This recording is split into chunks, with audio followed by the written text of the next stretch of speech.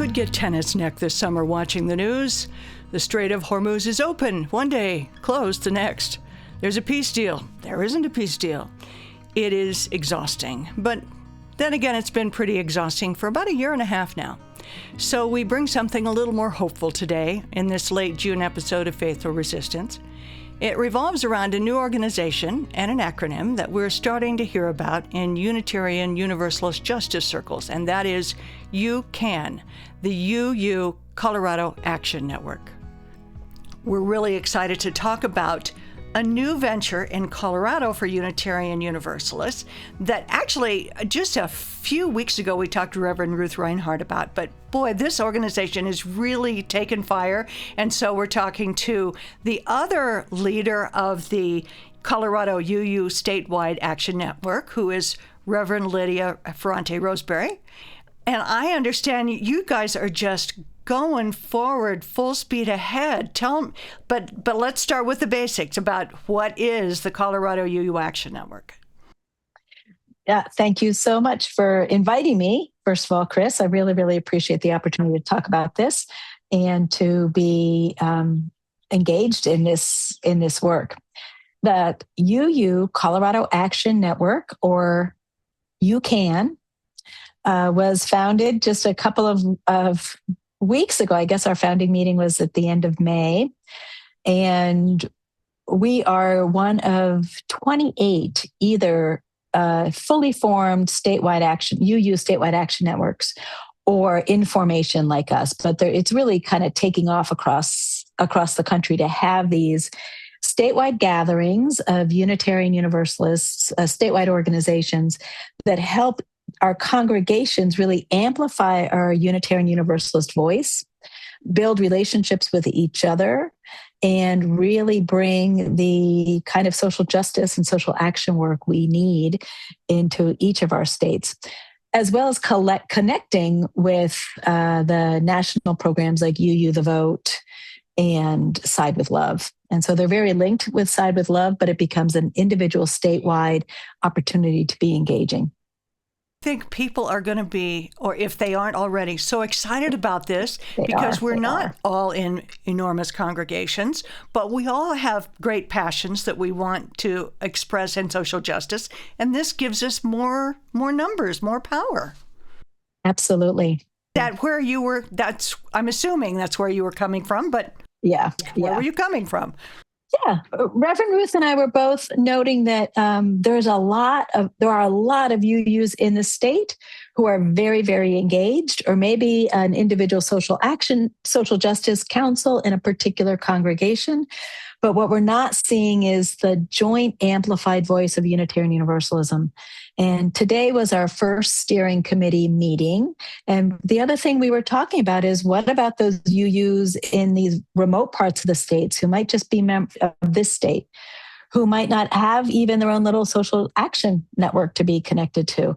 And how do we reach out to them? So we thought we could look at the Church of the Larger Fellowship mailing list and look for Coloradans in there and try and really reach out to these individuals to bring things together. So it's very exciting and the first initial response we've gotten has just been, so heartwarming for Ruth and I as well. Well, I wonder how you can quantify the kind of reaction that you've received so far. We have, so we met with, the first thing we did was meet with our clergy colleagues, and we had 2/3, 3/4 of them express an interest, maybe even more than that. And then our first meeting had 12 we had 2 meetings to accommodate minister schedules. But amongst that, we had 12 ministers. And I wish I had my numbers better, but there's, probably 25 or 26 of us that we have identified in the state. And then of that, like 18 or 20 were said, keep me informed, but I can't make these meetings. Then in our first outreach, we had 75 people from across the state say that they were interested in coming to our inaugural convening of the UU Colorado Action Network. And of those, about 45 people came. And we now have a steering committee of 5 people, and we're building that. And we also, just quantifying it by the response we've gotten. People emailed us immediately afterwards and said, I'm so excited. Here's how I want to plug in. Like, there's just been a lot of, I think we are meeting a hunger that people have to be in relationship with their UUs from around the state in this time that is so desperately needed, where our voice is so desperately needed. When you refer to having the UU voice, maybe to a non-UU, how would you describe what a UU voice can be? Oh my goodness, thank you for that question. Well, I would start by just anchoring us in what historically was our first principle, the inherent worth and dignity of all people, or in our current values about equity and justice, and that Unitarian Universalists believe unequivocally that all people, all beings are sacred. And so in this climate that we have right now, in this political climate that we have right now, that is not the voice we're hearing amplified nationally and sometimes statewide, and definitely in some of our local regions in this state. The other really important thing amongst Unitarian Universalists is democracy.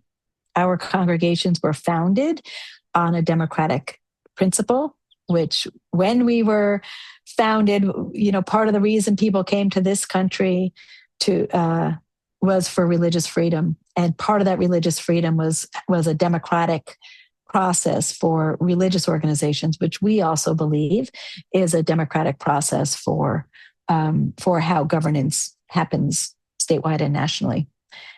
We know democracy is being eroded right now. We know people's rights, the marginalized people's rights, are being threatened, to say the least, right now. And so the UU voice would be making sure that there is a faith voice that says, we are people of faith, we are a religious institution, and these are our beliefs, and we are bringing them out into the public realm. With love at the center. Thank you. With love at the center. Absolutely. We talk about that at church, at our congregation a lot, of having love at the center. It's hard to be loving right now with everyone that we meet in the justice journey. So let me just ask you personally how you carry that foundational love in this justice work, especially when you are maybe talking to someone who doesn't look at life quite the way we do. Yeah, that is a great question again, Chris. I guess the first thing that came to mind was I start with my family. So my family is not nearly as progressive as me, and have voted Republican in the past. I don't know what their voting it has been right now, and hold some pretty different views than I hold. And so having family members who see things differently than me is a really helpful way for me to recognize that they love me and I love them, and to function that way. And I believe that if I truly honor our understanding of putting love at the center and of the inherent worth and dignity of all people, that somebody with very different belief states still is deserving of my respect and my love and my understanding, and that I can grow by keeping open to them and keeping loving towards them. We certainly don't make any progress when we're fighting, arguing. I mean, debating, okay, but, getting down and dirty in the way that we argue, or the name calling and all that, it doesn't improve anything. Not at all. So what kind of priorities are you setting for the network on? Because heaven knows there are a lot of things, there are a lot of justice issues that call out for action these days, and you can't do everything. Yes. Yeah. we were just talking about that at the steering committee. You know, we're in this situation where we are so new. We don't have a decision-making model yet. We don't have structures in place. And yet we know there's things to do and there's an election coming up. And we also know that there's a lot of support from UU the Vote and Side with Love. And so they are recommending that we do these, or encouraging folks or inviting folks to do these solidarity summits sometime before the election. And each state would do one. So this gets back to your question, Chris. We were just talking now about how we focus in on the Solidarity Summit idea or issue area. And right now, it's looking like we are going to look at the, I think there are 2 anti-trans ballot measures that are coming up in Colorado. And where the steering committee was, thinking now was that is a place where we can uniquely bring a UU faith voice to the table. And so it looks like we're going to focus a Solidarity Summit on that to really get these ballot measures defeated. And just one of our steering committee members, Kathy Partridge, was saying that, it looks like at this moment, it looks like they could pass. And so how important it would be to get our UUs and our UU voice out there as another faith voice in this mix, where a lot of the loudest faith voices are going to be those who support these measures that really diminish people's worthiness and people's rights. How do you imagine when you've had your first steering committee meeting? Well, what was the upshot of where you go from here? This is me. I may have sort of asked this already, but I want to ask That's it now. Okay. Yeah. So we have a fabulous steering committee right now of 5 members. It's myself and Reverend Ruth Reinhardt, Kathy Partridge, who is a member of Boulder Valley UU Fellowship and the Longmont UU Presence, Tyler Watlington, who is a member, and I may have their last name incorrect, who is a member of First Unitarian Society of Denver, and Reverend Jamie Boyce, who is the minister at Durango in our Durango Fellowship. And Durango is going to be the fiscal sponsor. One of the key things we are really hoping to do is not have this be so Front Range centric, but really being attentive to our outlying congregations and UUs, because many of the issues will impact them more greatly than would impact those of us in the Front Range corridor. So the Solidarity Summit, putting something together by the fall where it's an in-person convening, feels super important for us in terms of the energy and the building of relationships amongst UUs around the state, which is key to what we want to do. We want this to be joyful, relationship centric, and impactful. And the other thing we are looking to start amidst taking cues from some of the other statewide action networks is what are called action hours. So picking an hour a month that we invite anybody who can to join us on Zoom. And we might do a little educational piece on something. And then right then and there, we are just getting our postcards written, or we are signing this petition or calling 3 friends, but really using the impetus of all of us being together to joyfully and in community do some more action together.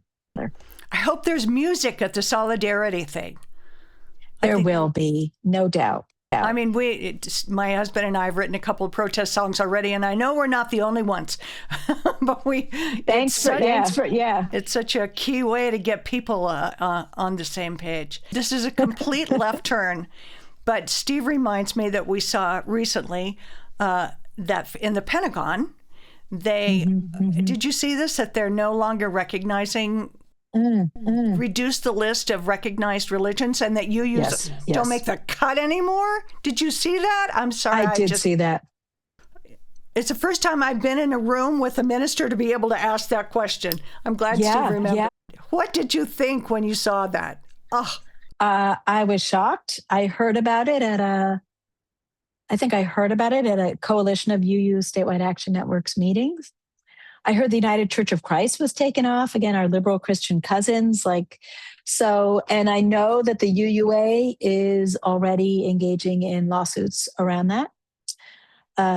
They feel like our UU chaplains are not in a place of being unsafe in any way in that setting, but they're also being very UU military chaplains, of which there are a number, but they're also staying really close to them in terms of the UUA is providing their own chaplaincy and pastoral care to the chaplains, and that again there will be a lawsuit around that, and it's just terribly it's just disheartening how what people think religious freedom means these days or not. Well, UUs were far from the only organization that were taking off the list. Unbelievable. Yeah, but 180 were taken off the list. Yeah. Feels like a stake in the heart. Sorry, thanks for taking my left turn. So absolutely. Gracious. Let's get back as we wrap up to what a person can do to get involved. Thank you. Yes. We have our next meeting is July 9th in the evening. I think it's 6:30 to 8 p.m. I think the best thing for me to do is, let's see, you would need to register for that meeting to get the Zoom link. We'll be sending a registration email out to those who are already on our list and to the congregations to make sure that they put that out to folks. But if you want to get involved and you don't know, it doesn't come to you through that avenue, you can email me directly at revlyd@gmail.com. That's REVLYD@gmail.com. And I will make sure to send you a link so that you can register for that meeting. So that's the very next way to get involved. Invite your friends to come. When we hopefully before the end of the summer, we'll have an action hour or two. We are really looking for people for the steering committee to really be thinking about how do we create the structure so that we can be a powerful organization moving forward, while we are also doing things like creating, organizing a solidarity summit or figuring out how to do these action hours. So we're going to need people on a variety of different teams to be thinking as we're putting everything together. We've also applied for funding, so we're excited about that. We don't know whether we've been approved yet, but we have applied for funding through the UUA's Meet the Moment project, which comes out of Side with Love, and plan to apply to the UU funding program as well. We hope to be staffed by the end of the year. I'm sure we'll talk again and with Ruth, but I'm pleased that you were able to join us today because the momentum, boy, it's an uphill fight, but you've got momentum going, and that's really terrific. Thank you so much for inviting me, Chris. It was really a pleasure. You'll find several ideas for resistance work on the Faithful Resistance page of the Common Flame website, which you can still find at our old name, jeffersonunitarian.org. It's all about putting love at the center. And as we are wont to say here, keep on doing the next right thing. Go out, do the next right thing.